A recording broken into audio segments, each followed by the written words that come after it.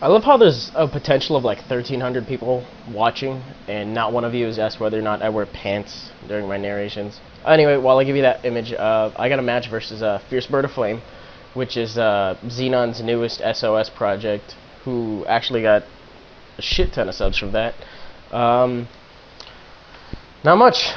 Me and Meteor already duked it out, but I'm uploading that to the Mosh Pit. You should see that within the next week or so. But I guess now with SOS projects, we duke it out and we try to kick each other's asses as a means of, hey, welcome to nice subscriber club. So, we got this match with Fierce, and we'll play it back right now. Or now. Okay. So, I don't know why I slowed down the intro. Just to go with the song, I guess. It's whatever. And, so I lead with Ninetales, and he leads with this jump left, which he tells me is not a standard jump left that doesn't pack sleep powder, and I'm like, oh, alright. Well, I lead with Ninetales with Lumberry just so I can cook jump lefts like you, but if you're gonna U-turn out, that's fine. So, I go for the Hypnosis, just hoping to sleep whatever he wants to do. If he wants to sleep powder me, I'll sleep him more than likely, otherwise I'll just switch out. Turned out to pay off fairly decently, because now this Torkoal's asleep. And since it's asleep, I'll just go for the Ice Beam, because I really doubt it's going to wake up, and if it does, it can't really hit me too hard.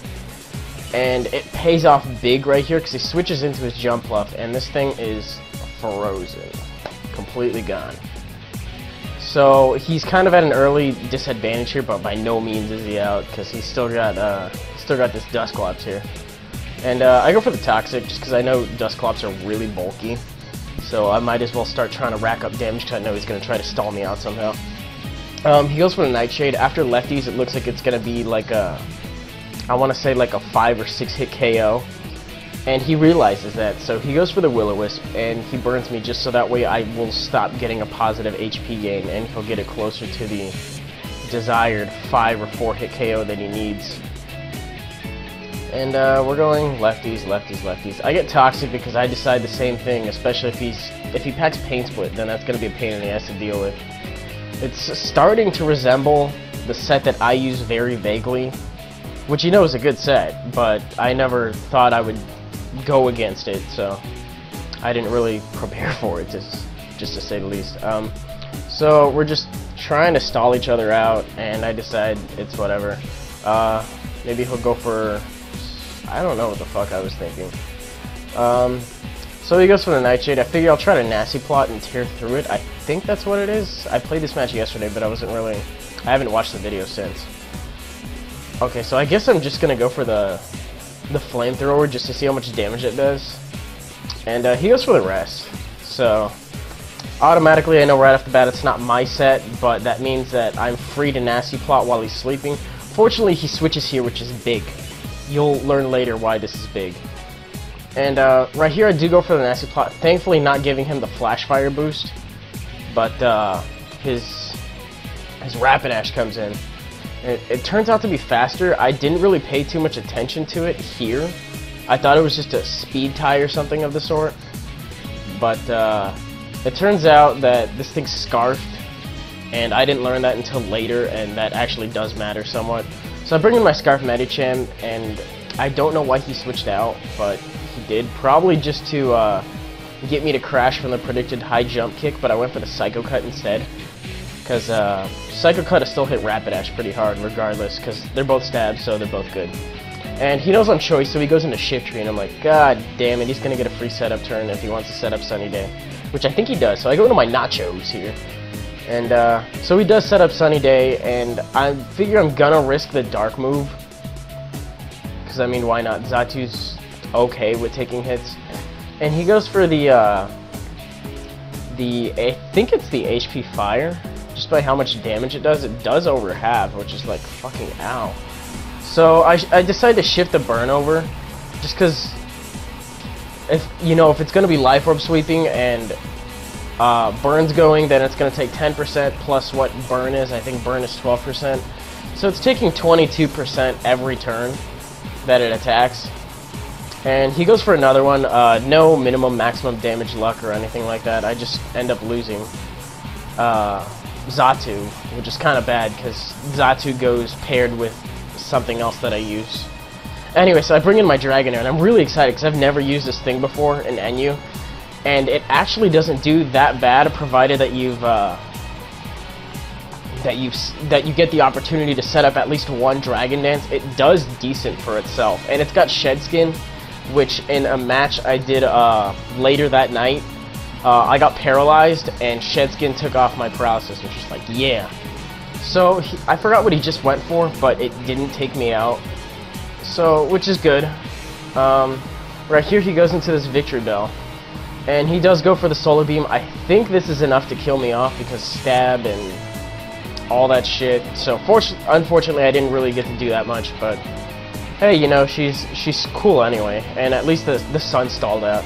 So I go here to that thing, Metachan, there we go. And I'm gonna go for the Psycho Cut just because it's super effective as well as Ice Punch. He brings in this Torkoal, which takes it really nicely because Torkoal. And right here, I figure I'm gonna go to Linoon. Ooh, yeah. And he's still asleep, which is great. So, as long as he still stays asleep, I'm gonna go for the Belly Drum. And since I've got Gluttony, it's gonna activate because I've got an even amount of HP. So there's my attack. And here's my Salak boost. So I'm at +6 attack, +1 speed, and he's still asleep. So it should be game set at this point. And I'm like, alright, we'll just go with the return, see how much it does to Torkoal. And that's really a dumb question, because as long as it doesn't resist, it literally kills everything in the NU game. And so he goes into Rapidash, and I'm being careless at this point, and I hit return instead of extreme speed. And I didn't think about the possibility of Rapidash outspeeding Ninetales because of a Scarf at the beginning. So I set up the Linoon, which is like, holy crap, you never get the opportunity to do that, you know. And I lost it. I lost the setup, and I was like, fuck. So he goes for the Flare Blitz here, and I'm thinking, I'm not gonna make it. And he gets minimum damage. He gets minimum damage on the Flare Blitz. I don't know if he's Jolly or Adamant, but if he's Jolly, it'd probably be more reason to get the minimum damage here. And I have 5 HP, so I'm going to go as long as I can with this Medicham and pray nothing stops me.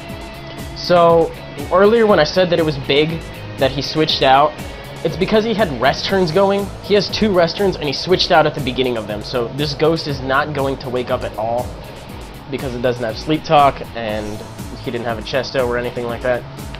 So his last one is his Victory Bell. It is not packing Sucker Punch, so I just go ahead and Psycho Cut for the win. And that was it. I'm still fairly upset that I had the Linoon set up, but I lost it because I was being careless, and I don't get why my first thought process wasn't extreme speed everything because I have +6 attack. But hey, you know, you get careless, and it just turned out to be that much of a closer and cooler match. So it was definitely a great game, FierceBird. I'm going to leave his link in the description. If you don't like his narrations, too bad, because I'm going to go ask you to go check him out anyway, because it's not about his narrations, it's about how good of a battler he is. And judging by this match and this team that I threw that team together in like 5 minutes.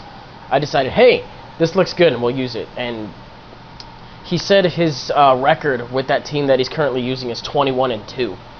Me being one of the 2. So he did a fantastic job. It was an awesome game, and I guess I'll see you guys on Thursday. So peace.